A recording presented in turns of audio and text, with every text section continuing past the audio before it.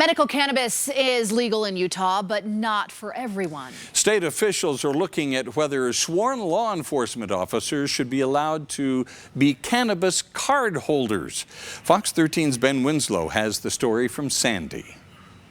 It was a healthy debate for Utah's Peace Officer Standards and Training Council as they discussed whether cops should be able to use medical cannabis. This is a kind of a difficult topic to navigate. Utah's Peace Officer Standards and Training Council is deliberating whether officers should be allowed to use medical cannabis. We are getting increased inquiries about it. It's been legal in Utah since voters approved it in 2018, but law enforcement agencies have not been allowing any cannabis use. The closest an officer can get is not using for at least a year before they apply for a job. And it's still forbidden on the federal level for any officer with a gun to use cannabis.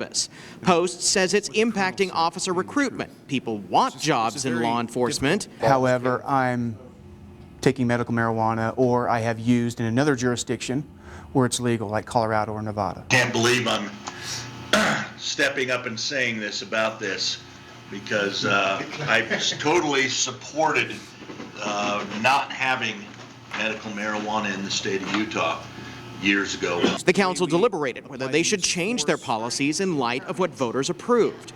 It was put out pretty loud and clear, and so I think we need to consider that, and we need to maybe change that. But there's a lot to consider here. We have to look at what's going to be the best for the citizens. You know, do we want a police officer out there using marijuana, you know, although it's medical, you know, will it impair their train of thought or use of force or anything like that? Post is also looking at whether certain officers can use while others can't. Who's using medical marijuana and who's carrying a weapon?